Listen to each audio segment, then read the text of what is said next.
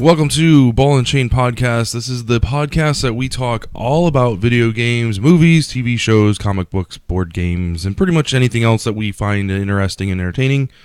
I'm your host, Mox Mornigan. I have with me, as always, it's my angel. Hello. Hello. Got it. Intro. Got it. It's the new intro. What do you think? No? Awesome. No? You're not impressed. Back to the drawing board, guys. Oh my goodness. Back to the drawing board. Oh my goodness. So tonight we have we've got a pretty big show. Lots of things to talk about.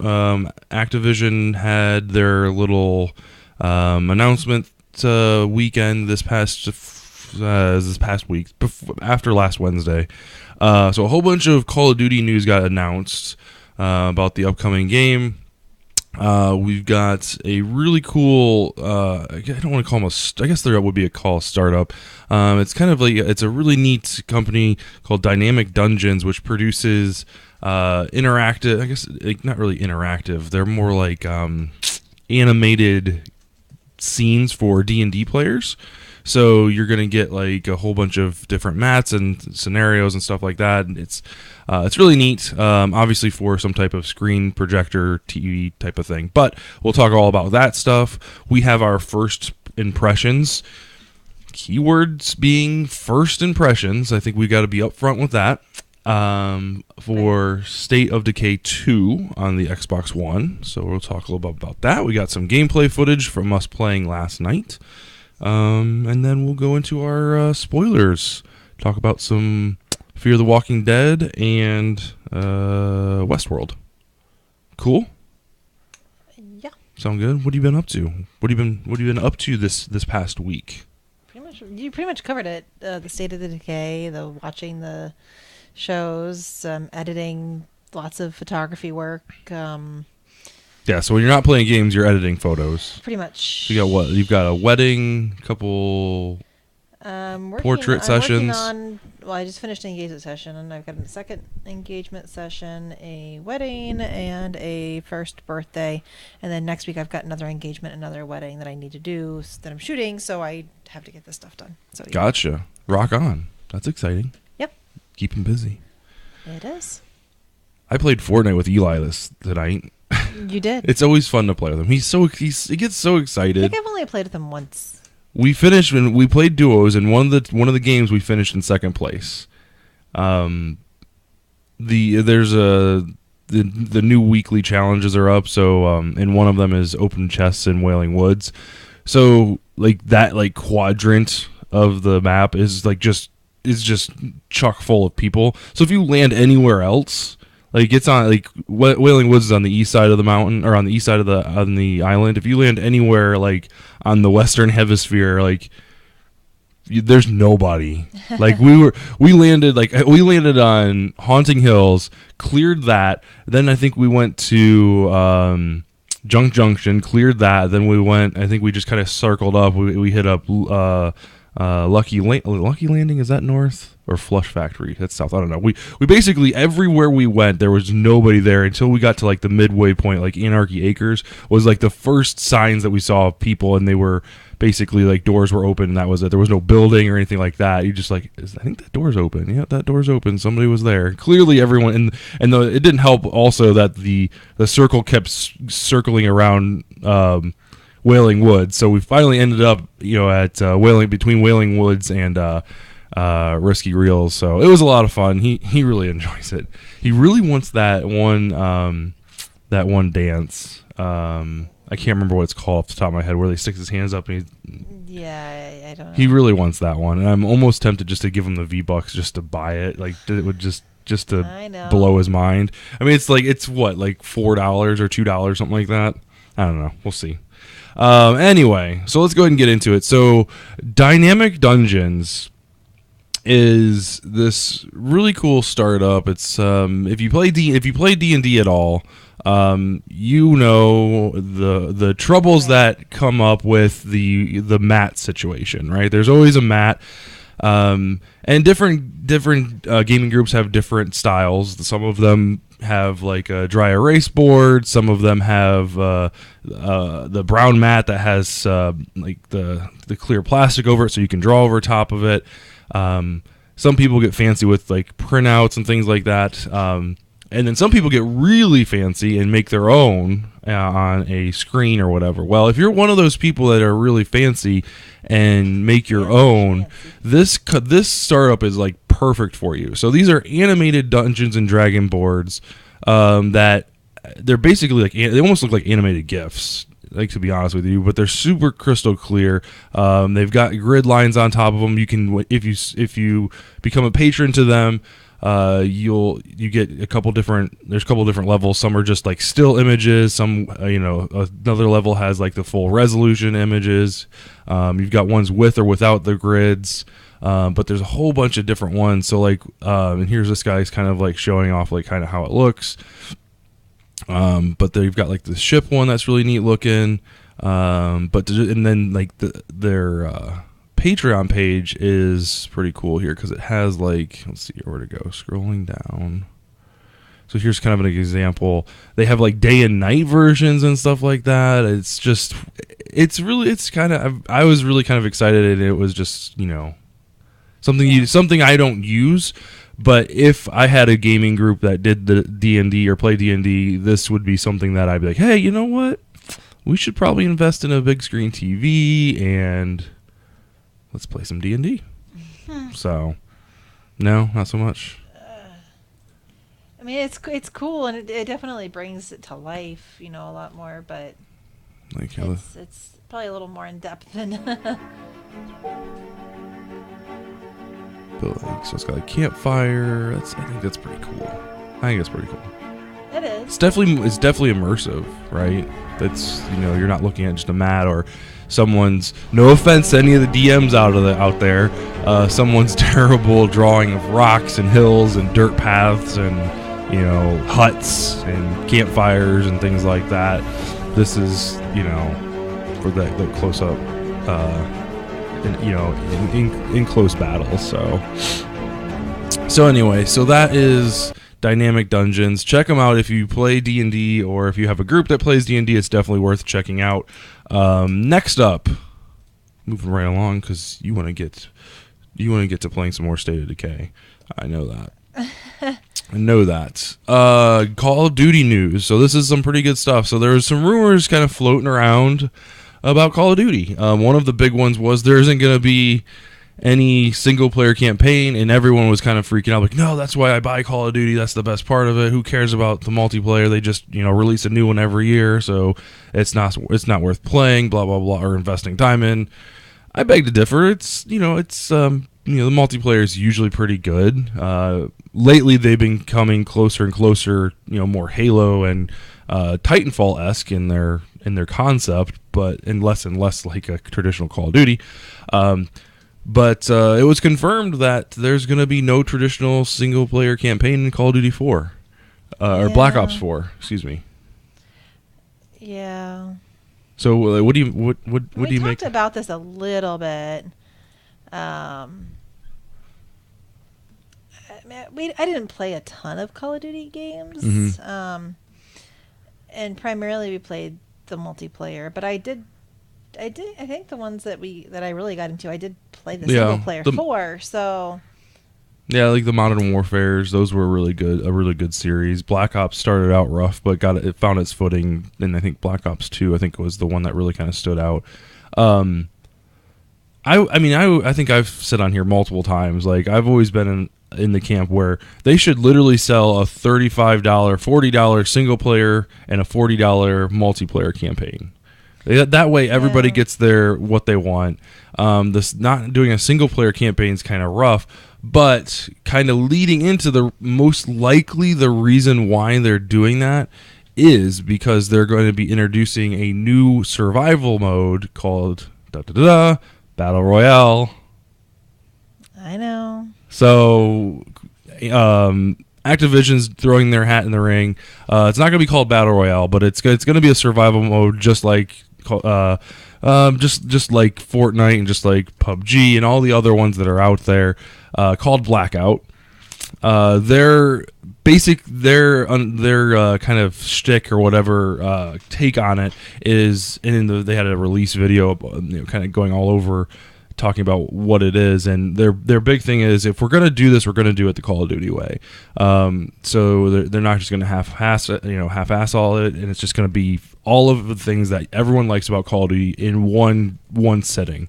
So the size of the map that they're talking is, and it's kind of weird if you've never played it, so you won't be able to make any type of connection. But if you think about the Nuketown map, you've got the base one, or the house 1 and house 2, and then they're kind of in like just this enclosed circle area or whatever. It's going to be 1,500 times that size. Which is insane huge. They talked about having Jeeps and trucks and SUVs and four-wheelers and airplanes and helicopters, kind of like almost reaching to the level of Battlefield level, vehicles to kind of get around this map.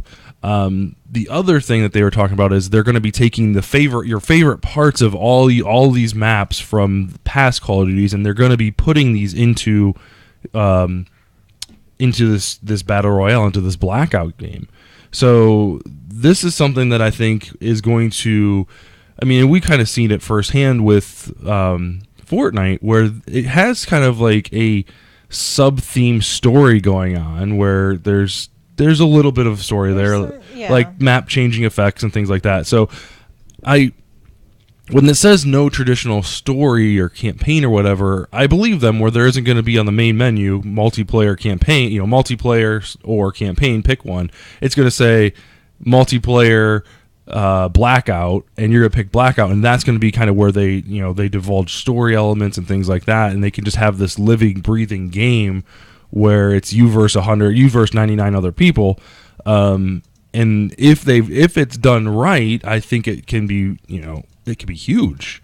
Right. This could be a way for them to stop making yearly releases and just kind of filter your money in through season passes and through cosmetic things and things like that. God help them if they sell guns or any type of upgrades or things like that. That would be a catastrophe. But cosmetic things are fine. Like, that's, if it's not for you, it's not for you. But, selling ways to improve improve your shot or improve your chances of picking up weapons, and that's just kind of silly and quite frankly not realistic. So that I kind of see that in the sense of reason why they're not going to do a single player. They see the love and the following for these battle royale games. They're like, well, we got to get on that gravy train. So they'll do it, and they'll probably knock it out of the park. So also announced something that was shocking to me and actually kind of has me excited is multiplayer Black Ops will no longer have automatic health refill. You have to choose to either continue fighting and playing or heal yourself. So they didn't say anything about having to pick up med kits or anything like that. They basically wanted to make it another element to separate out the different skill levels of players. Before it was, okay, I need to wait 2 seconds for my health to fill up, or I can run in and shoot. Now you can choose when do I want to heal, how much do I want to heal, and stuff like that, and then kind of go in from there.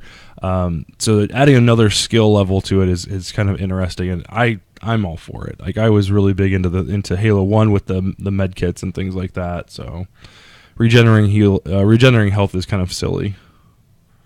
So yeah, if you're not like a super soldier like robot thing, like right, when you're just a human being walking around, you get shot in the head, you're like, oh god, I gotta heal, hold on a second, let me go hide for a minute, hide, I'll get all better. Right, I just got shot by a shotgun in the leg, oh man, I gotta put it back together, I'm back. Right. Sprinting away. So no automatic health regen in Black Ops 4. Kind of excited.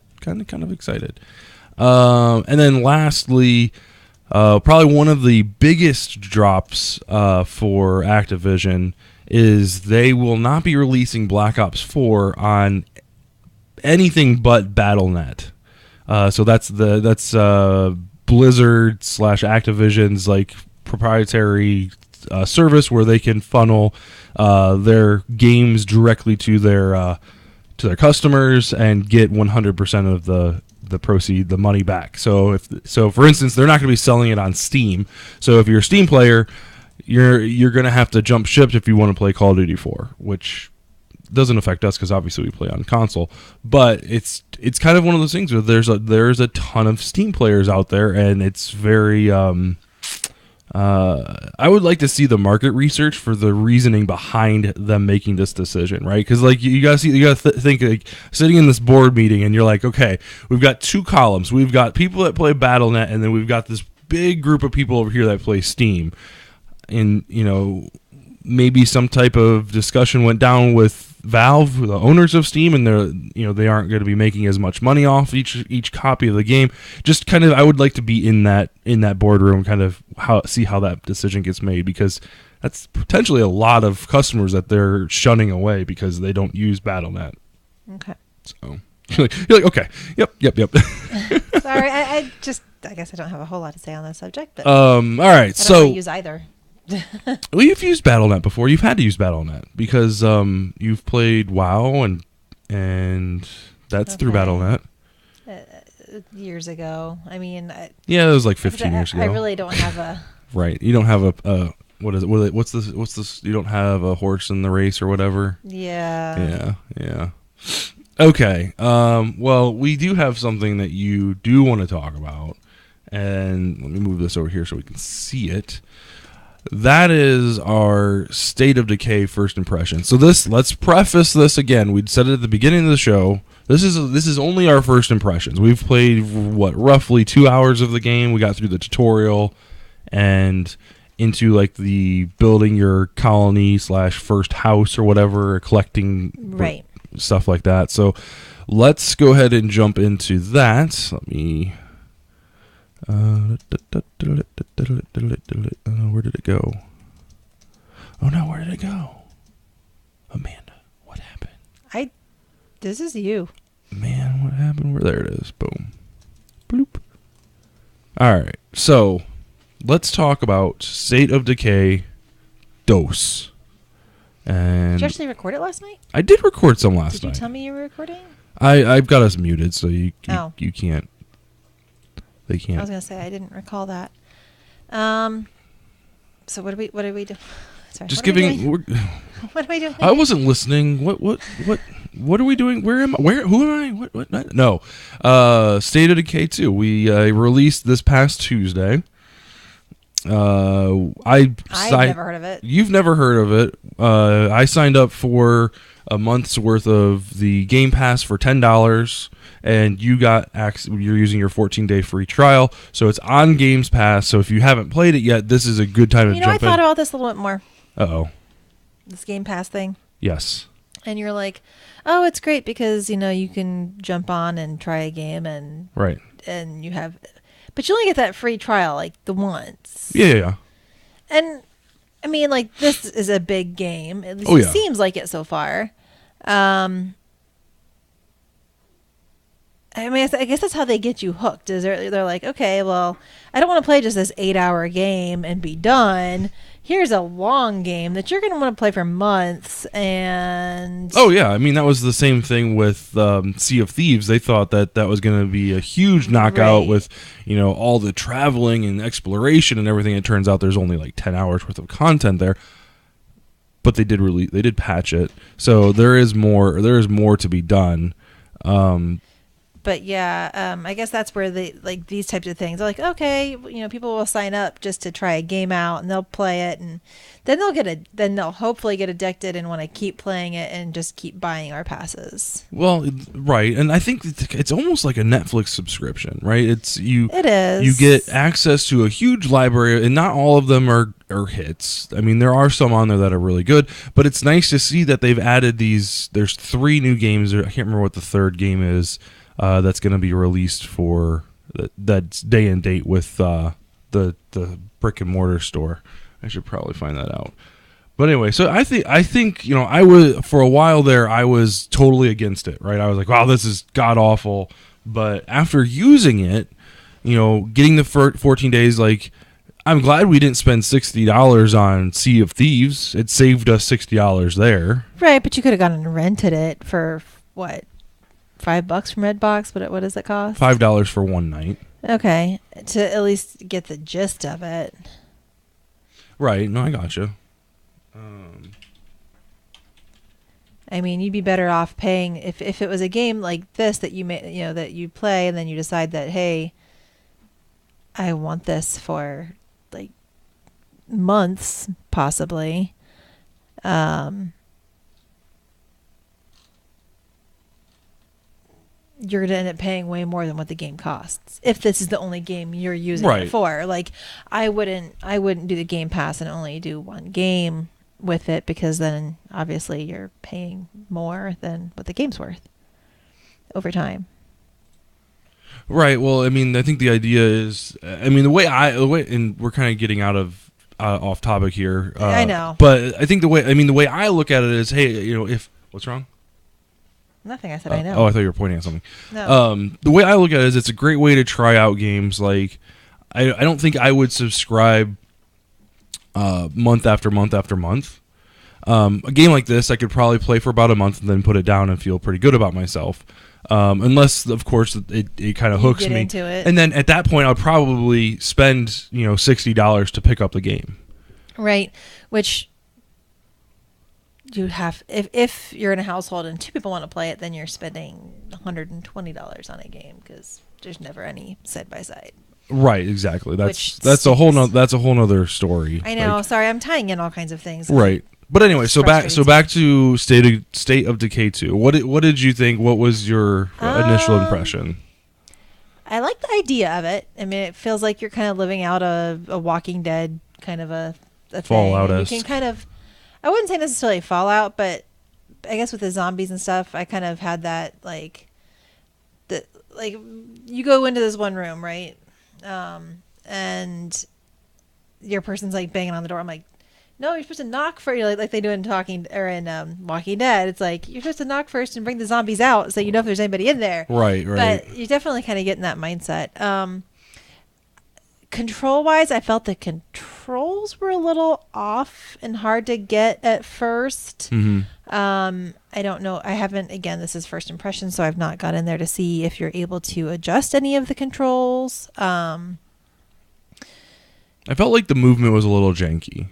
Like I found myself like not being able to line myself up perfect to conversate with somebody or open up a certain thing. Like I felt like there's like some glitchiness too. Like see, like that right there. Like I was right next to it, facing it, but it wouldn't let me press the button or whatever. So move like just move right. Right, exactly. Yeah, I found that sometimes. We both experienced the glitch with like the front door of your house, or gate even.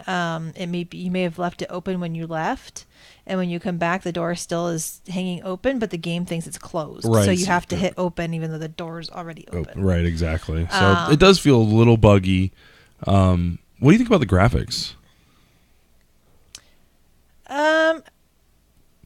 Nothing to like write home about. It's nothing like, right. Oh my God, this is amazing, but it's all right.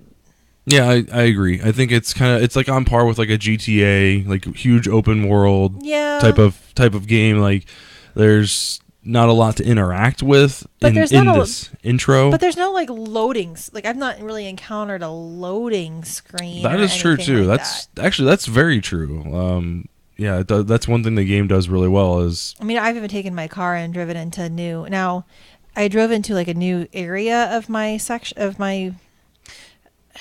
We're kind of jumping around here, and I'm sorry. What you're seeing here is the very beginning of the game. You are with you. I didn't realize you were going to be two people. You start out as two people, right. And you can pick from a couple different scenarios. You picked the friends, yep. Like old college buddies or something like that, and I picked a couple that has met during the apocalypse. And so you. Each person is also, you can view their attributes. They have a certain number of stars, basically, is how they're rated. Mm-hmm. And everybody has the same basic fighting, shooting, running, your wit. What is it? It's not running. Cardio. Stamina, cardio. Yep. So yeah, so everyone's got the same basic set of stats, and then there at the bottom is like another special kind of stat. It could be gardening. I've seen somebody with painting, mechanics. Builder, construction. I'm trying to remember what else there was. Chemistry. Chemistry was another one. Yep. So there's definitely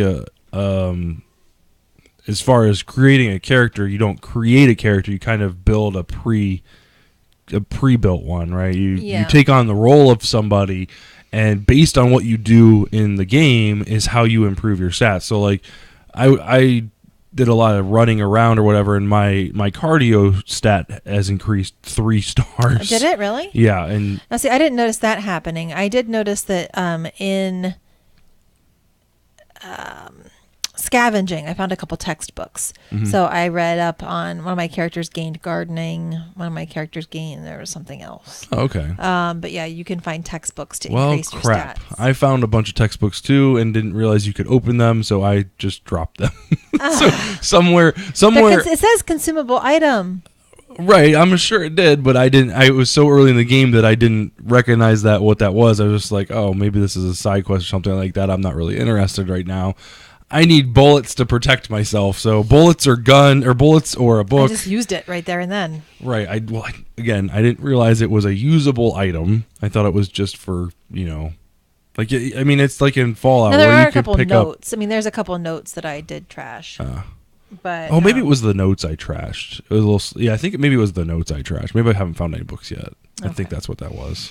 But at any rate, you in starting the game, regardless of who you pick, you start out trying to go to a safe army base, and you get there, and yeah, everyone's dead. There's nobody there.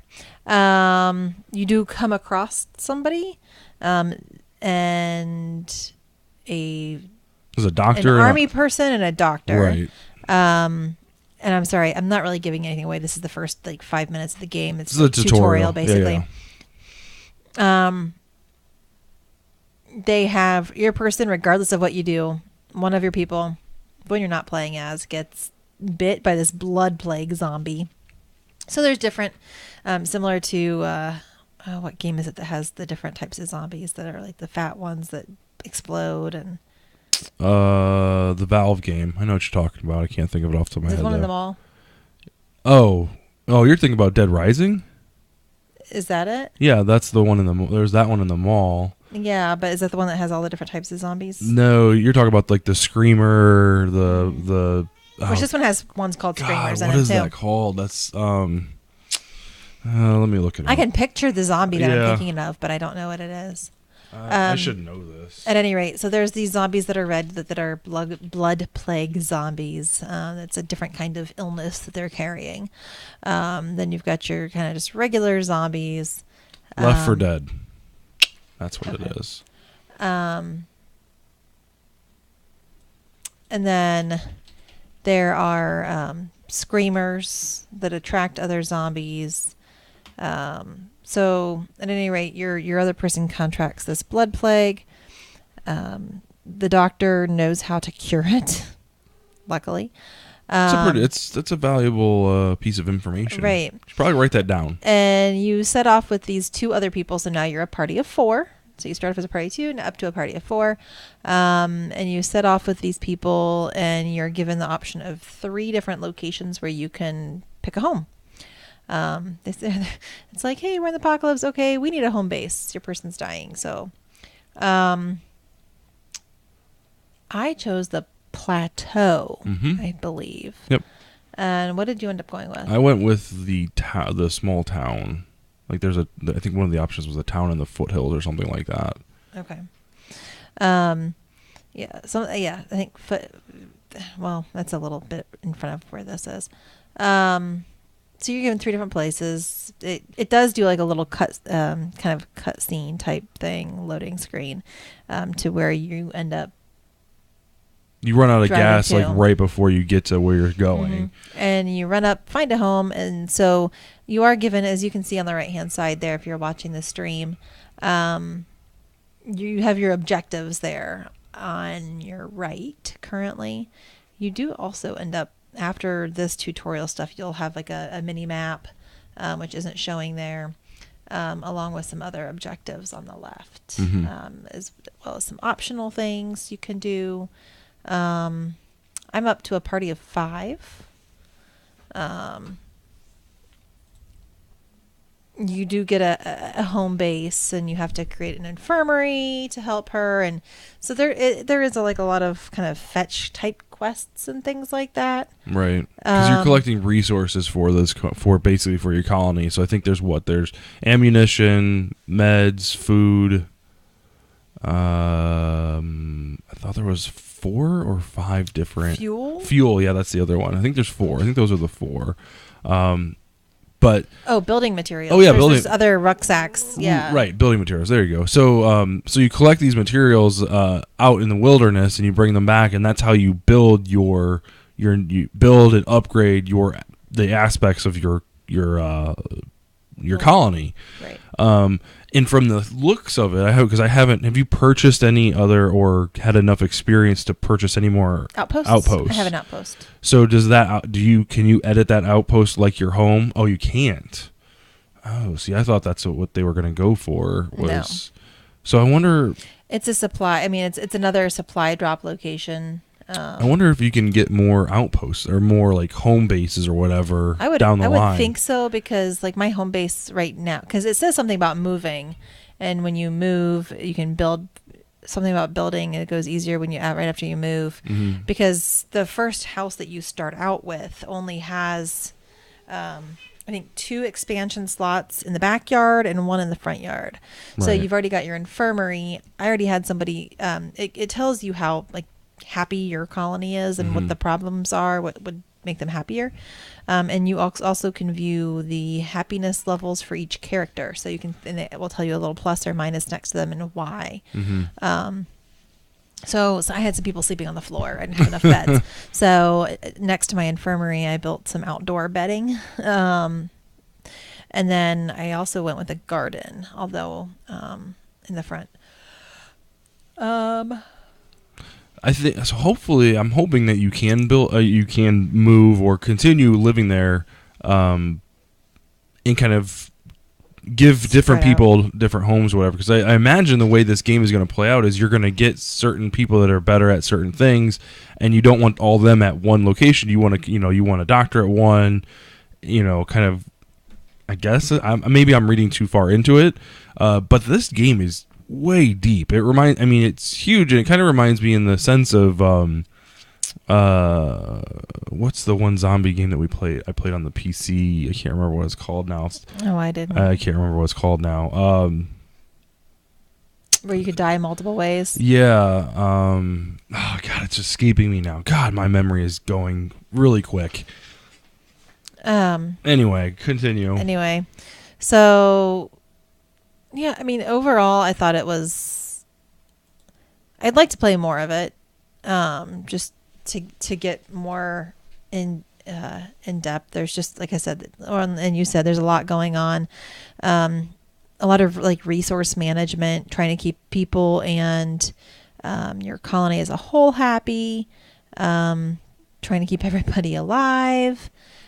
You can decide to kill off people if you don't have the medication to help them. There's vehicles. Your vehicles have spaces to hold stuff, so you can take other party members out on scouting expeditions with you. Right. Have you got into the plague hearts yet? Yeah, I just started that. I got one, collected 2 of them, brought them back. And the samples. The samples, not the plague hearts. What's the plague hearts? Okay, so the blood plague zombies congregate around these things called plague hearts, which looks like a big heart that's in the building, and you have to go and kill it. And then it rids the area of zombies for a little while. But now there's going to be more plague hearts showing up around my areas, and they become progressively harder the more you kill.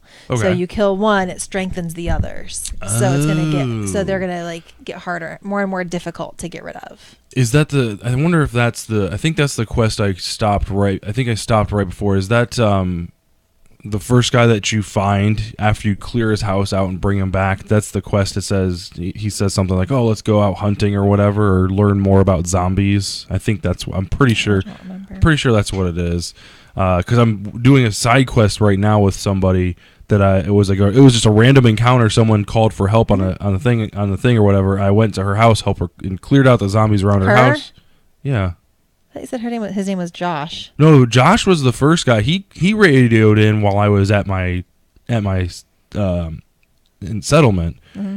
I went to his place, cleared out the zombies, took him back to my settlement.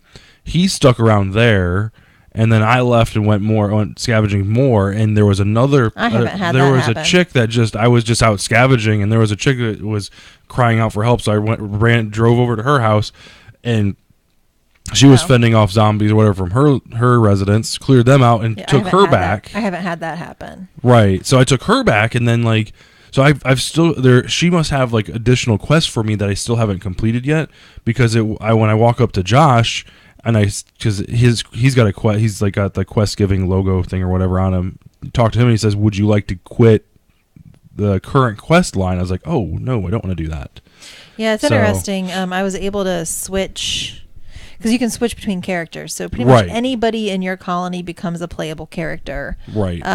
Which you have to do that when they become fatigued, because if you're fatigued, then you literally can't. You swing your weapon once and you're done. Right. So yeah, it's interesting. I mean, even the people's names are different, mm-hmm. which I thought was different. Like my first guy that called in was not. I don't remember what his name is now though. But yeah, even the starting characters had different names, the groups. So that was odd that it was random. But I guess maybe that helps out when you come to visit, because you can come to visit your friends. Good segue. So what we were just talking about was all single player, right? So you have this whole other branch where you can go join other people's colonies and collect resources for them, help fight beside them or whatever. You bring your characters along with them, and you Can you choose to bring multiple characters with you? Didn't it ask you how many you wanted to bring? I think so. I only brought one, so I don't know for sure if you could bring the group or not. Okay. I would imagine if you were going to be doing a long play session that you would want to bring a group, because I brought your guy got fatigued. Yeah, well, he was the first guy I played with, and when I jumped in with you, he was already ready to die from exhaustion. Right. So that was dumb. So I had to back out and go back in. But at any rate, I'm thinking you can. I remember it had picture of the 4 people in my party or the picture of one person. So I don't know. But yeah, it's a huge game. And one of the redeeming factors of this game versus a game like Sea of Thieves is just the level of content, right? This is a $60 game. I would spend $60 on this, even with the issues, and there are issues, like we said, the glitches and the camera in tight spaces goes crazy. Yeah, it does something really wonky. There's some opportunities where I got to go into a garage, not a garage, a shipping container. Nope, not a shipping container. What are the storage facility where you can rent a storage or whatever. Oh. And there's a couple of them that are open or whatever. And when I walked into, the camera was and my guy disappeared. I'm kind of in this weird, funky first person view, but not first person view. So yeah, even with the glitches, right? And this is kind of, just as telling of what type of gamer I am. The game can be super pretty, and Sea of Thieves is very pretty. But if the content's not there, I'm only going to stick around for a couple hours. This game doesn't look as good as Sea of Thieves, but has better gameplay. There's more content. You do not have to have multiplayer. You don't have to play multiplayer for the content to be worth it, right? Right. And it's a similar game. It's the similarities between the two are it's astonishing, right? You pick up quests and you go do these quests, and you get random encounters along the way, and I'm saying a lot of. What I just described, you couldn't tell the difference if I was talking about Sea of Thieves or, jeez, I can't think of the game. State of Decay. Oh my goodness. Jesus. So at the end of the day, it's all about the content for me. But I believe this is definitely a $60 game. I would, spend, even though I've already spent $10 on it, I would spend an additional $60 to play it. Even if you if you didn't feel like it was worth $60, like if as a family, if we had $120 sitting on this table right now and said, you know what, we should buy this. If you chose to take your $60 and go elsewhere with it, I would purchase I would spend my $60 on this game. So, which is saying a lot for only putting 2 hours into it. So we'll see. We're going to continue playing it. I've got at least a month's worth of it for sure that I'm going to play. You've got 14 days to figure out if you want to keep playing it. We still have the season passes on the Fortnite game too. Right. And a lot of work to do. Right. Someone needs to create a time machine that creates time. We need to make days longer. Can we move to a different planet where the days are longer? I like sleep. Right, but if there's more hours in the day, you can sleep more. Yeah, I like that. But you just said you wanted to play Fortnite. This is the problem. I don't have enough time to do all the games, to do all the work, to do all the sleep that I like. You can sleep when you're dead. That's what my dad said. Yeah. Dad always said that. You can sleep when you're dead. All right, so that is State of Decay. So State of Decay 2. I believe this is one of the games that you can actually cross-platform. You can actually play if you own it. You can through the Game Pass. You can play on the PC as well as the Xbox. Yeah, I'm pretty sure that's one of those games that can do that. Anyway, so that's State of Decay 2. Now it's time for our spoilers. So. If you haven't seen The Walking Dead, the latest Walking Dead, which is Fear the Walking Dead, Fear the Walking Dead, and you care to not be spoiled, now would be time to exit. Or Westworld for that matter. We're going to be talking about both of those in depth, spoiling both of them. So this is your chance to kind of skadoosh. Really do appreciate you watching, though. For those of you, I forgot to introduce people on Facebook and all that, but if you're watching on Facebook, if you're watching on Twitch, or if you're watching on Mixer, we really do appreciate it. Thanks for watching. Make sure you head over to our YouTube channel, youtube.com/72DPI online. Get subscribed, leave some comments in the comment section. Let us know kind of what you thought about if you've played State of Decay 1, if you've played the second one, what your idea of fun is when it comes to the game. If you like playing with multiplayer, you like playing by yourself. It's, the game supports up to a couple different people, and you build your group as you go, so you really kind of can be a loner at the whole thing. Mm-hmm. How do you play the game? Kind of want to know. And then what about Black Ops? What do you guys think about the Black Ops announcements? Yay or nay? What you kind of think? Would like to hear about it. So thanks for watching, and we'll see you guys back here next Wednesday for the next episode 228. All right, let's talk about, what do you want to do first? Walking Dead, or Fear the Walking Dead, or Westworld? Let's do Westworld, since that's what we watch first. Oh, yeah, you're right. We watch them backwards. They're both on at the same time. You're on at the same time. So there's no watching backwards. It seems like we're watching it backwards. I don't know why. It just does. Leave me alone. Okay, so... Westworld season 2, episode 5. This is a Ken Nomai is the name of the episode. Last episode was the Riddle of the Sphinx. So that was episode 4. This is where they go to the. So we've got two kind of like main storylines in this episode. We don't really get a lot of what's his name, Bernard. No. There's not a lot. There's a little bit. Any? There's a little bit at the very beginning. So I don't even recall. But I don't even think he has any lines. He's got very little screen time.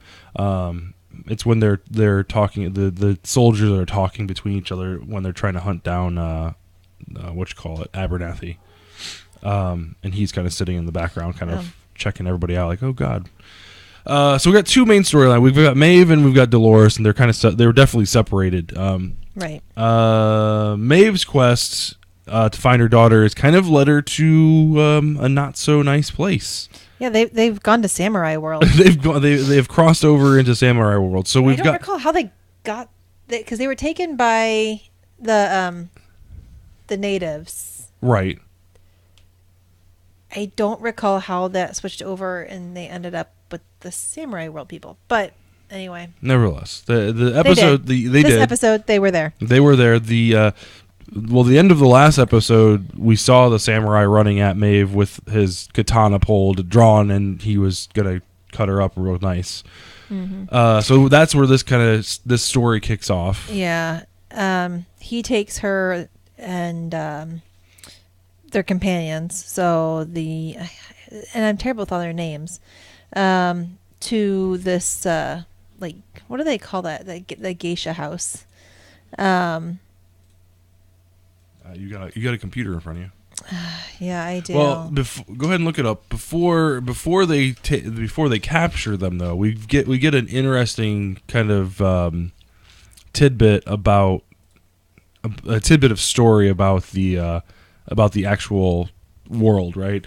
So Maeve has basically controlled the hosts by saying some type of phrase or whatever, and she can kind of like wake them up, kind of, and stop and kind of control them through her voice. Well, she tries that with this group. Oh, no, that's way further in. What? Yeah. It is. No. Yes, it is. Okay, all right, you win. You're right. I don't think you know what I'm talking about. But go ahead. You're fine. Go ahead. You're talking about the ears. No, I'm not talking about the ears. No, definitely not. You're not. Okay. No, okay. No, I'm not talking about the ears. Definitely not. So I know what you're. Right. Okay. Yeah, exactly. So she says her little waking up thing or whatever, and the guy kind of drops his, holsters his sword, or sheaths his sword rather, and he goes, cover that one's mouth, like in Japanese, cover that one's mouth, the subtitles read. And so clearly he's understanding of something, but basically we find out through the scientists that they don't speak English, so her phrasing doesn't work. So then they bind them all up and they carry them onto then they parade them in. So okay. I just thought that was a piece of information that was relevant to the story, that they don't understand English, so therefore the commands didn't work. Yep. So anyway, continue. Anyhow, so they capture all of them and they end up in this geisha house essentially, and we meet and I can't remember all their names, but there is like the head geisha, and then there is this girl that she takes care of named Sakura. Yep.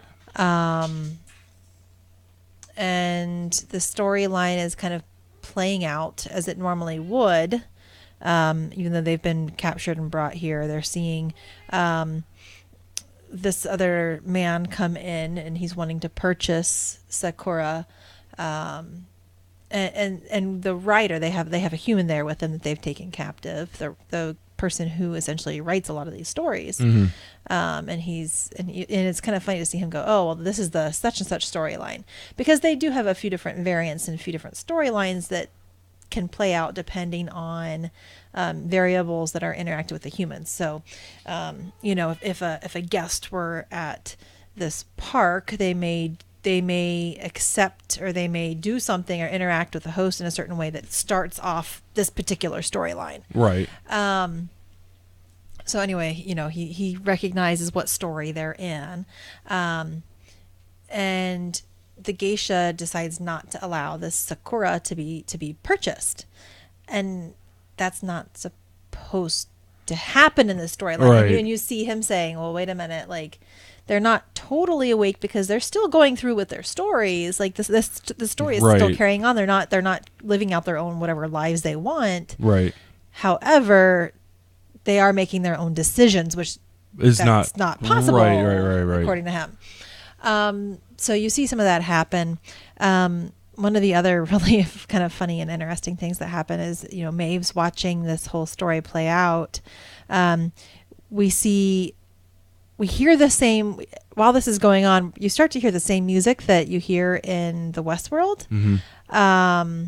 and you see this other guy come in with the rope, and he's got other like sharpshooters. The girl with the dragon painted tattooed on her face, Right. and even Maeve starts to recognize, wait a minute, This is the our same storyline Yeah. that happens with the guy that she's traveling with, that she's in a relationship with now, and I can't think of what his name is.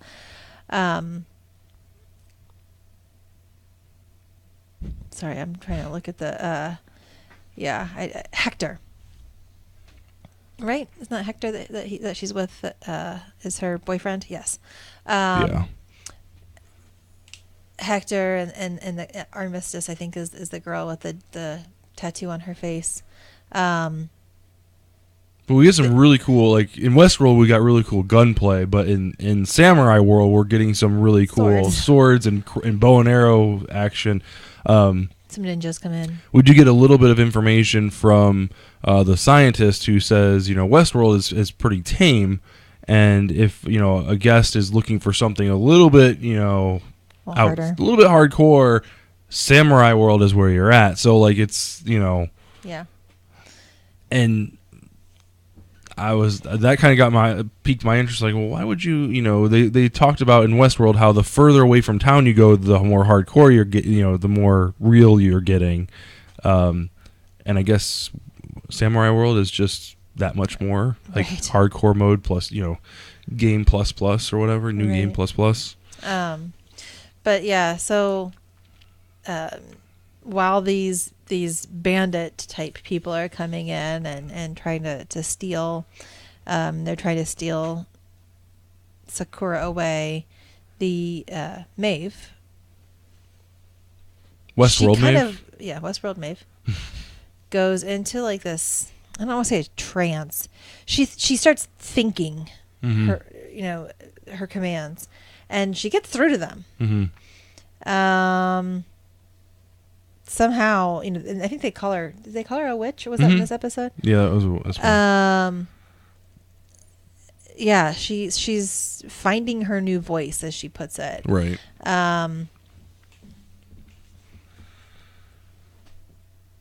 I think it happened here because the guy speared himself. He walked into a spear and speared himself in the head. Right. Well, I mean, before that, when they didn't call it, they called the messenger. The messenger got stabbed in the eye. Right. The guy that was coming to request I don't remember. I don't know any of these names. Sakura. She's like, well, and my price is, and she's like, right in the eye, killed the dude. And so now they're like, okay, well, we got to leave in the morning because surely the messenger doesn't come back. The guy, the captain or whatever is going to know that he killed us or killed him, and then they're going to come after us. And in the middle of the night, that's when the ninjas show up, and that's where she kind of finds her voice, and she's like, the guy's like choking her out, and she kind of in this like last minute desperation, just like, and he just stops choking her, like turns and like runs himself right into like a spear, and like everybody, all the other ninjas are like, witch, and they just run. Right. And it's fun again, the writer of these stories, he's like, well, there's not supposed to be ninjas in this storyline. Right. And then like the actual captain and his army come into town. He's like, that's not supposed to happen either. Right. Yeah. They're all taking on their own, making their own decisions. Right. So they're not quite, like you said, they're not quite completely woken up, but they're still making decisions that are outside of their story realm. Right. It's not like if this happens, then this is what's supposed to happen, which is, they're machines, they're robots. They're supposed to say, okay, this happens, then this happens. Yeah, if this, then this. And that's not occurring. Right. They're like, I'm going to make C happen. Like, this is C, option that should C. not be an option in this story. Right. So yeah, that's kind of an interesting little tidbit too. But at any rate, when the ninjas come, they do manage to escape with Sakura. So instead of running away, which was initially what they were wanting to do, because this head person was supposed to be coming after them for her denying the sale of Sakura. Right. They decided that they needed to go and rescue her because she was captured. So they do go to him in disguise, I believe it was. They did not realize necessarily that this head geisha was there. They bring him a gift, and they're talking to him, and it's almost as if they're not hearing. Right. And he stands up and he says, we've heard of your witchcraft and your sorcery," once he realizes who it was. Right. And we fixed the issue. We fixed the issue. So basically they deafened themselves. They stabbed themselves in their ears. So they can't hear what she's saying, and she can't turn them off using her voice commands. But she can use her mind still. Right. So at any rate, Sakura is there. They see that she's there, and the head geisha, again, I cannot recall her name. I'm going to take notes next episode. I know. We'll be like Yvette with right with her folder. The folder. At any rate, she makes a deal with this man that she will dance for him. He's seen her dance many years ago when she was younger, and he said she was so graceful. So she says she will dance for him in order to keep Sakura for herself. Right. And save her. And she agrees to that bargain. While they're getting ready, though, Maeve, obviously the head geisha is basically Maeve, just in a different life. Right. Japanese Maeve. It is, yes, Japanese Maeve. And she even has some of the same speeches. We heard her give a speech to Sakura. It was word for word the exact same speech that Maeve had given Clementine, about how she had washed up and she found her new purpose in life and all this. Right. And hearing this, Maeve wants to try to basically wake her up. Wake her up. Whatever. She wants to get woke. Right. So she tries to tell her, I think in her mind, and it really freaks out. Right, and she's stops very her. hesitant. Yeah. Yeah, she says, "No, I don't want to go with you. I don't want to, Right. This like she just couldn't accept that reality. And Maeve backed off and was like, "Okay, this is." She says something about her daughter. Some things are worth not knowing or not suffering for, yeah, or exactly, something like that. So even though she's suffering in this life that she's in, she has this love for this Sakura person, like she has a love for her daughter. Right. And to take her away from that wouldn't be right. Right. Just like Maeve said, she was with her daughter in that one particular storyline. Every time she always had to suffer and get the arrowed by the natives. Mm-hmm. So she would rather have that and take that suffering than not be with her daughter. Right. So I think that's kind of where she's seeing that similarity lie too. So at any rate, they go through with the dancing. Right. They start the dance, and they start the dance. Starts the dance, and the Captain General guy says, "Hold up," and stabs Sakura right in the gut. Yep. Something's not right, and she falls and dead, super dead. And the Japanese Maeve goes about her dance, holds her head up, and.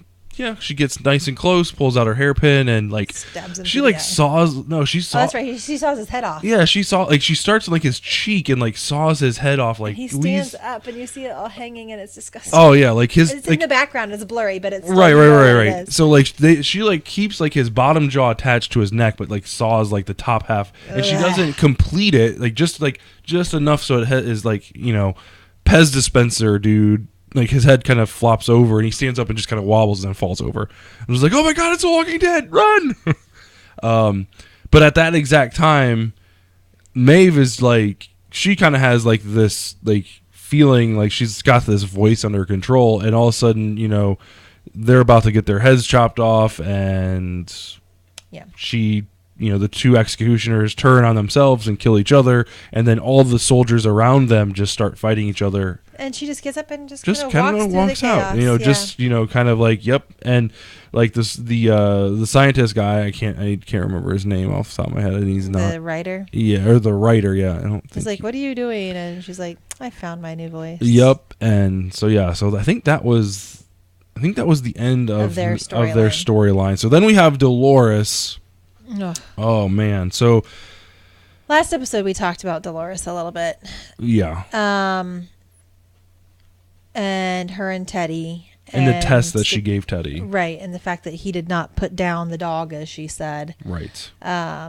We knew that was going to be an issue because she watched from the sidelines. Right. So I can't remember where this story took off. Where it starts? Yeah, I know the were whole back speech. in Oh, go ahead. Sorry, they were back in Sweetwater, like their initial town. And I know somebody had come up to them and said, because she was looking for her father. Right. I'm trying to remember all of this too. And they're also checking they're checking the train. Right. Yeah. So the train was not working. Right. So she directed them, strip it for speed, check it from axle to axle, make sure it's working. Right. Because they got word that her father, they found out where he would have be taken. Right. Basically. Because they've captured the one human that was in the first season who we saw a lot with Eloise, the blonde-haired, light-haired guy. Right. And they captured him, and he said that they would take him to the Mesa. Yeah. Isn't that the train hub or whatever? I think so. I think that's what they call the train hub. I think so. So like all the trains will lead to that. So they're getting ready to take off. They're getting the train ready. Meanwhile, while all this is happening, Dolores takes Teddy out and says, I want to go to this location. Come with me. So they go off to where we've seen them stand and watch the cows and talk about how riding off into the sunset together, essentially. they have a romantic moment. Don't forget about their romantic moment. That's after this. Oh, okay. So they go and she asks him, she's like, we've stood here so many times before. And, I remember one particular time when our cows had this blue tongue or something like that. I think it was called this disease. And, my dad found out that it was spread by flies, and how on earth do you stop flies, a disease that's on wings like that? And Teddy's solution was, he said, well, I would take the cows and put them in the barn and keep them away from the flies until we could figure out the solution. Right.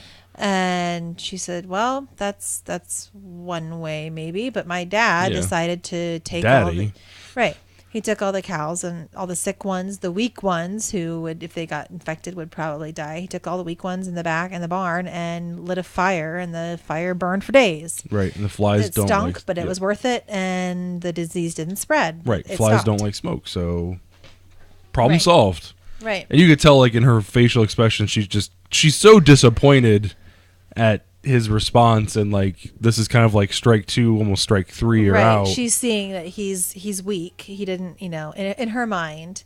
Right. Yes, he's kind, but this isn't the strength of somebody who is going to do what needs to be done in her mind to solve the problem. She even says these past few days I've kind of confirmed my feelings for you, and they're true, and you've got to die.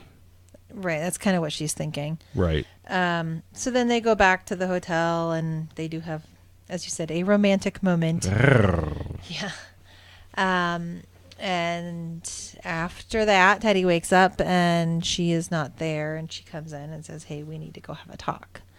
So it's nighttime. It's never a good thing when the chick says that. We need to have a talk. Yeah. So she takes him out to the barn. Oh, Yeller. Right. She takes him out to the barn, and there's a bunch of dead cows. And he's like, oh, what does that smell? And yeah. Right. Symbolism. Sorry, Teddy. And she, again, talks about the blue tongue and all that. Yep. You get a lot of talk, but in the end, basically, she has other people who are there under her command. And they hold Teddy down. And at first I thought, sorry, I know I'm not talking to the mic. At first I thought she was going to burn him. Yeah, that's what I thought too. I thought she was going to knock over the lantern and just leave him in there. Because there were lanterns and they're in a barn and there's straw and yeah. Yeah, that's my initial. I was like, oh my God, she's going to murder this guy. Right. And then you see they've taken a programmer Mm-hmm. Because a couple episodes back they had gone to One of the facilities. right, a facility where they program and work on the robots. Well, they have. Do they? Don't they have a scientist? They have. Don't they? I thought they had a scientist. They have a scientist with them. That's why I said the programmer. Oh, okay. Yeah. Sorry. Yeah, because when they went back there, they got That's him. right. That's right. So he steps out of the shadows and he basically says, "Are you sure you want to do this? This, a change this major could be catastrophic, basically." Right. And she said, "Well, we all have to suffer. To make these changes, we all have to suffer, basically." So just like they had to sacrifice all those weak cows in order to stop the disease. In order to to get this, they have to the weakness can't be. They have to basically snuff out the weakness. Right. So we don't know exactly what changes they are making to Teddy or He what kind of definitely went effect it will. kind of like the ultra, like the role reversal of the Simon character. Right. She's like bad guy, now good guy. Right. So yeah, it'll be interesting to see because he's been awake. Mm-hmm. Yeah, recently. Right. Like only for a couple episodes. So the other thing that we done with Dolores, I think that's the end of hers. That was pretty much the end of it. The one thing we did miss with Maeve's story, when they were headed out to meet up with the general or whatever, we did see the writer pick up one of the sat phones. Oh, right. From either one of the dead bodies. Yeah, because they had those cages on their heads or whatever. Yeah, so he has a way to communicate now that Maeve isn't aware of. So that should probably put him in harm's way for sure. So he's definitely put a stamp on, I'm going to die soon. Because, I think Maeve even threatened him because he said, why are we even doing this? Let's just get out of here and, run. Why are you risking your life for essentially a prostitute? And he says present company excluded because it's really right. She used to do the exact same thing. So she's like, she threatened us. She's like, if you ever do that again, I will snap you or something like that. So anyway, so that's Westworld. Pretty good episode. Lots of story. Not a lot of like fighting or anything like that, or minus the heavy ninja combat. That's for sure. Yeah. So, all right, move on to Talking Dead, or Fear the Walking Dead. That one dead show. Fear the Walking Dead. This is season 4, episode 6. Just in case. So we just got done with our episode 5 was our flashback with John and Laura, or Naomi. This is present day, or mostly present day. Right. There's two different. There's two different like timelines here. You've got like the vibrant, past, and then like the the grim, gray blue present. Right. So in the present, as you said, Morgan and John had kind of separated from Althea, and then our original cast members. Lucy, Strand, and Alicia. They are going off. They were going off essentially to find out if they could find what happened to Laura, or Naomi, and they come across a vulture, right, character. Only one of them, right. John's pretty forward with it. He is. He's got the gun out. And obviously we've seen in this the last episode, the flashback, he does not like to use the gun. He accidentally killed somebody pre-apocalypse and is really anti-gun, and clearly that's changed right this minute. Right. He's very pro-gun right now. Right. And he's telling the guy, look, put your hands up, come around, talk to me, or else I'll shoot your finger off. I'm fast. And he even holsters his guns. Right. Said, yeah. This is me holstering my gun. Don't try anything. I'm still faster Right. than you. I know you. I can see you have got the gun. And He's the looking guy down. does try something, and he shoots his pinky off. Right. Yep. Yep. And so, yes, we find out if this guy is telling the truth.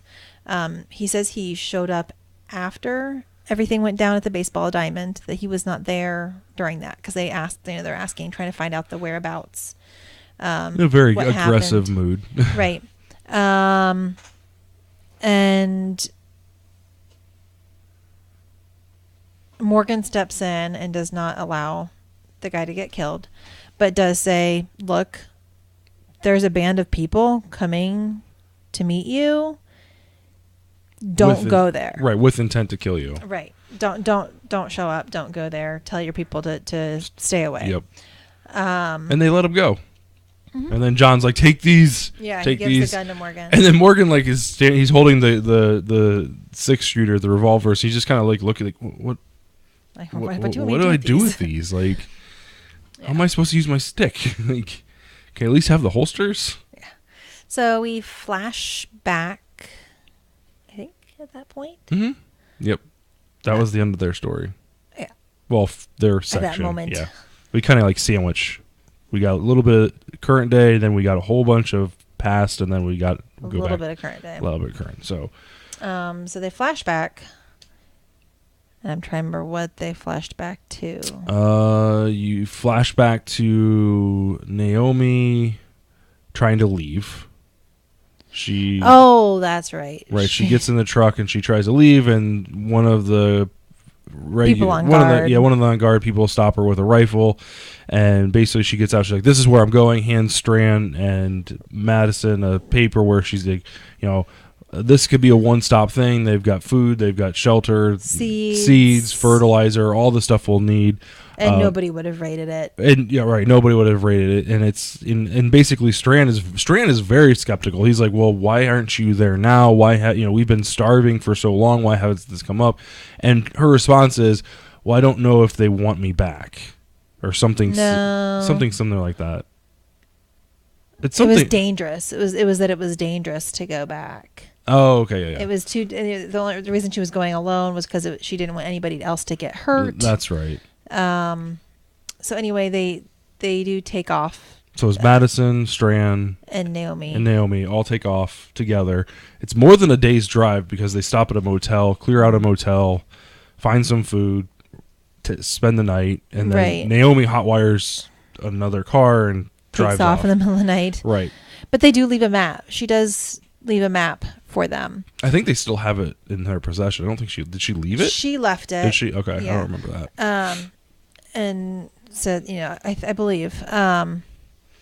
And Madison's, anyway, they get in the car and take off after her. Meanwhile, she obviously arrives there before they do. It's an old FEMA shelter, and she does. She discloses that information. She also tells them that she was planning to leave. But that, this is part of her past. She doesn't want to talk about it. Right. Like, they try to get it out of her, and she's like, no. Some point in there, too, Strand also confides in Madison about what he was planning on doing. And she kind of forgives him for it. Yeah. So, in the heat of the moment, you really can't sit down and cry about it, but she does. Yeah, she was kind of mad about it. But so Naomi makes it to the FEMA shelter. She finds a box, or finds her. It's got to be her stuff, obviously, because she knows the combination and all that stuff, and it's got JIC on it just in case. And there's tons of zombies inside this place. She manages to sneak past them, but she obviously, in the episode with the flashback episode with her and Dory, you do hear it's very small and very insignificant, but you hear her look at him when he's sleeping, and he wakes up, and she just says, "I lost a child." Right. And that was it. That's all. Like, he didn't delve into it. They didn't go any further into it. But while she's here, you see little kid handprints, paintings, drawings of all little kids, and she loses it. Clearly, this is where her daughter was. She and her daughter were staying here. She in losing it, it draws the attention of many zombies, and in order to escape, just kind of climbs up onto the scaffolding. At which point Morgan and Strand arrive. Right. She's very lucky. So they get in there. They do manage to get her out. She had to like climb across a tightrope. Right. And she goes into her story, and she's like, I need to tell you, and I had a daughter. Right. And at this point, Madison's like, okay, you don't have to go any further, because she now she's kind of, I think, starting to realize like, okay, this is where she and her daughter lived. This is really hard for her. I don't need to, And Naomi's like, no, I've not talked to anybody about this. I need to say it, and just say it once, like just get it out. And basically, we get her whole backstory here. We still don't know how she got injured and showed up at John Dory's house, really, but she and her okay, so she and her daughter were going from place to place. They ended up at this FEMA shelter, and they thought it would be a good place to stay because they kind of had things going on. There was a whole decent-sized community there. There was a lady there that was running this like survivalist class on scavenging for plants, what natural plants you can eat, how to grow them, keeping guns and things at the ready, seeds handy so you can grow things, just all kinds of ways to survive in this world. And it was called Just in Case, which is the name of the episode. But while they were there, her daughter started to get a cough and a cold, and she didn't think much of it, didn't say anything, and then she developed pneumonia. Right. She still didn't say anything to any of the other members because she knew they'd get kicked out. Because obviously, zombie apocalypse, if someone dies... If you're in an enclosed encampment, you don't want dead people, or close to dead people, in your midst. Which, we saw that happen at the prison. Carol was going in and killing she was sick clearing, inmates. Or not inmates, but sick people when they were at the prison. So, we've seen this not just here, but multiple places. Somebody gets sick, it's kind of like, well, crap. It's like a death sentence, essentially. Right. So Naomi, it sounded like she locked her up kind of like in the back of the kitchen somewhere. And she went out scavenging for medications. Right. Which is strange because they're at a FEMA encampment. You think they'd have something for... It sounded like they had a lot of different things, but she was looking for amoxicillin specifically. Right. Which apparently they must not have had, and it took her 3 days till she could come back. And by the time she got back, someone must have gone into where her daughter was, and basically let her out, and her daughter had died. Came back, and she and she doesn't know. That's the thing. She doesn't know that her daughter spread the virus. It very well could have been someone else, but it doesn't sound promising for, it sounds like what happened was the daughter died and that became a zombie, and now we've got a basically bit FEMA full at least of zombies. one person, and that went on and on and on. And that's likely the case. But again, as you said, someone else could have come in with a bite and spread it and didn't say something, or you just don't know. By the time she got back, everybody was dead. Right. So she has this she's up on the scaffolding, and she's tearing up or whatever, like, oh my god, I'm so staring down at the dead faces of all these people who she feels that she's responsible for. She points the gun at them, but she can't kill them or whatever. So so fast forward, she's telling that story or whatever to Strand and Madison. So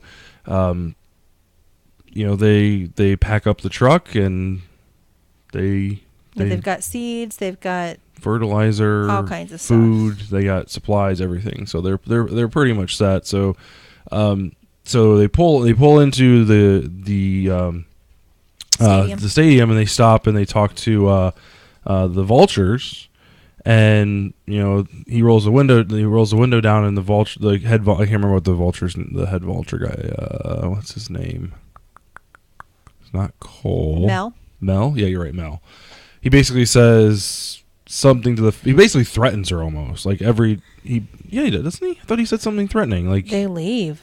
He says, "Pack it up." Right? No, I said can't wait out this one. Right, but he says something. He says something. He to does her. say something after that. Yeah. I can't remember what it was. Something throughout, like everybody has their day. No good things last, or something like that. Or yeah, it was basically something's going to happen when you least expect it. Yeah, there you go. That's what it was. And then that kind of sends, between that and the just in case storyline with Naomi, it kind of sends Madison into this like almost panic mode where she can't even think that they would be celebratory after getting all these supplies and the vultures leave, and it would be like a yay, like, and you can see it on everybody else's faces, like Alicia, Strand, they're all like, we're saved, this is awesome. Right, you've got all these people unloading this truck, and like also, and you like you said, you thought it would be a huge celebration, and something's changed with Madison because her demeanor's just so different. Yeah, this should have been a huge victory, and she even says something to Strand where she's like, "Hey, we need to talk," and she's like, "No, let's we got food, let's just call this a win." And she walks off, and then she's immediately goes up to the roof and like scans for any threats or whatever, and very very like defensive mode. And Alicia comes up and says, "Hey, this is exciting." And she's like, "I need you to take this and get this truck filled up and with this and this and get it park it in this location." And she's like, just in case. "What's wrong? Why? What's with the chain? What's going on?" And she's like, "Just in case." And black screen. Yeah. So I don't know if it was Naomi's story of how one little thing, like her daughter contracting pneumonia, took down the whole FEMA shelter, or like you said, what the guy said about when you least expect it, something's going to happen. I don't know if she felt that was a threat from him, which it very well may have been. Or if it's just all those things compounding and she's starting to realize what they were all saying all along. Because, I mean... It was definitely an interesting story. It's interesting because for me at least to see the change in Madison from, oh my God, we rescued someone. This is what we're doing. She talking this is so up wonderful. Nick. We're always going to be here. Exactly. This is going to be. We built something great. Let's continue, fight for it. Blah blah blah blah blah. And then she's just complete like. Not that person anymore. Yeah. So I feel like we're getting close to finding out what happened to her present day. I think there's only 1 or 2 more episodes this half of the season. Right. So did we talk about present day? No, not yet. Yeah. So present day, essentially Strand, Alicia, Althea, and Lucy end up back at the baseball diamond, right, where they were planning to meet up with the vultures. Morgan shows up. Morgan and John Dory show up, and Alicia's ready to shoot them. Yeah, because they came in. Well, first of all, they came in a vulture van, right. And she's like, "Where did you get this?" And he's like, "It was, this other guy. We warned him, blah, blah, blah. Yeah, we told them not to come." And she's ticked. I mean, they wanted this confrontation. Yep. And then you see all the vultures roll up. Guns drawn. Like, we haven't seen a force like this from them. Like the original portrayal of the vultures was very laid back. I mean, they were sitting in lawn chairs, barbecuing, riding bicycles around while they're waiting for the baseball diamond to die. So, like, and they even mentioned, like, "Oh, we've got the ammunition to outgun you, but we're not going to waste it on you." Right. But clearly, for these 5 people, they're ready, to waste their ammunition. Morgan steps up in between them, says, "Hey, it doesn't have to be like this." And the guy's like, "No, you need to get out of the way. This is what she wants. This is the way it's going to be." And clearly, Alicia is like, "Well, I've lost." She didn't say she lost her mother, but clearly something has happened to Madison, and we're not talking about it. I know. I don't understand that aspect of the story. They've lost Nick, and all of a sudden, another car pulls up, and Mel's like, "You're gonna want to see this," or something like that, and she's like, they turn around and Naomi gets out of the car. Well, they thought she was dead this whole time. Right, before Naomi, you see it's Naomi, they make it look like it's Madison, like it's a similar boot structure. Like, oh, you think? Yeah, oh yeah, definitely. I didn't take that away from it. Oh yeah, like they show like the ground level tire, the door opening, and a girl's foot stepping out. Like, oh my god, it's Madison. I Like, didn't get that. I was like, and then they panned up and it was like, oh my god, it's Naomi. And John's like, he's at a loss for words. Laura? And then what's her name? Alicia turns and goes to shoot, and John's no. Yeah. John Dory gets shot right after you said that you were liking his character. Right. Like probably maybe 20, 30 minutes. I'm like, John Dory's kind of growing on me. I'm originally like, I was just thought it was kind of a cheesy, one-off character that it won't bother me when they kill him off.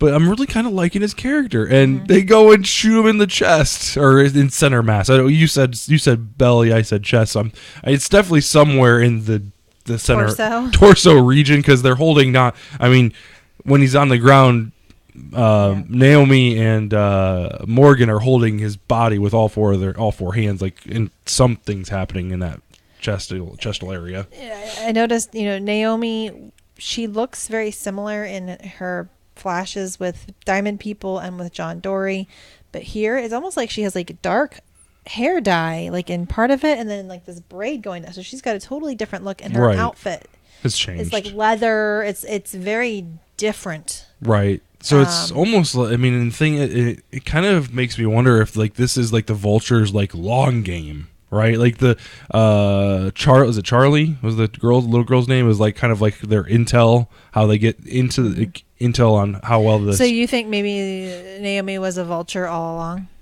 I kind of I don't know, because of the backstory that we got with her this episode.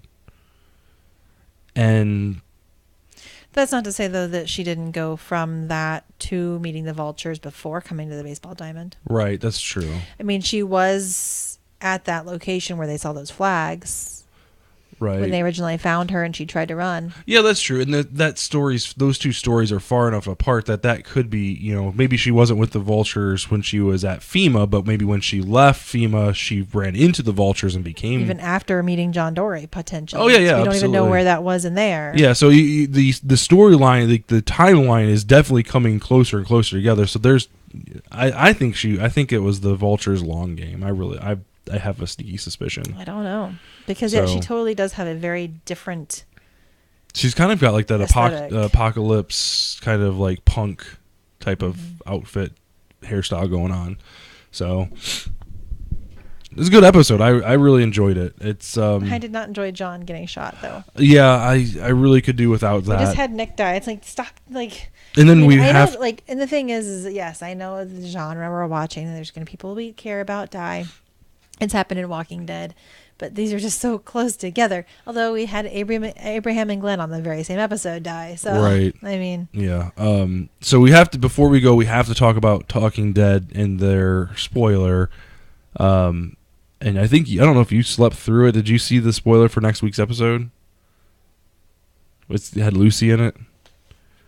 So it had to have happened right after this confrontation, because gunfire's going on. It's right outside that baseball diamond, and Lucy runs around this car and just like kind of stops dead. She's got her shotgun in her hand, and all of a sudden she looks down. It's got from the behind this person that it shows Lucy's face, but you can see there's a person in the foreground looking up at her, and the camera pans around and it's Charlie, and you see Lucy just draws her shotgun, and Lucy and Charlie's like, I'm so sorry, and that's it. We don't see what happens. So do you think she'll kill her? I don't know. I think she does. I mean, it would be so far off of her. I mean, they did everything to try to save Charlie and bring her books and do what I mean? Like, it would be so... I don't think she's going to shoot her. I think they're going to capture her and send her away. I don't think they'd kill a kid on. Well, I guess they killed what's her name? Look at the flowers. So they aren't above that. So maybe they will kill her. I don't know. I just think in the heat of the moment, like with the gunfire and everything, like Nick literally just perished hours ago. Yeah. So anyway, all right. You have anything else you want to talk about? I don't think so. All right, guys. Well, that was a rather long episode. I'm sorry. Yeah, you keep telling me this. 45 minutes. We gotta cut it down. God, these 2 show episodes are killer. Absolutely. Well, we only have one more episode of Fear, What right? What's our runtime? Minute or 1 hour and 30 minutes exactly. Oh my goodness, Joe. Sorry. All right, guys. Well, that is episode 227. Thanks for watching. Make sure you head over to our YouTube channel, youtube.com/72DPI online. Get subscribed. Leave a comment below. Make sure you tell us all about your favorite episode so far this year in Fear. We want to hear about it. Let us know what you think of the podcast itself. Constructive criticism is welcome. And yeah, we'll be back next week with more State of Decay talk. We've got Detroit Human coming out this Friday. We also have Pixel Junk Monsters 2 coming out on the Switch this Friday. Lots of good games to talk about coming up next week, so make sure you stay tuned. Watch us on twitch.tv/72DPI online every Wednesday. We'll catch you guys here next week. Have a great night. You too? Oh. Let's try that again. Thanks for watching, guys. Have a great night. Have a good night. I can't think of what to say. You're just like Eli. Oh, how you doing? Good. What have you been up to? Good. All right, we'll see you guys next week. Bye.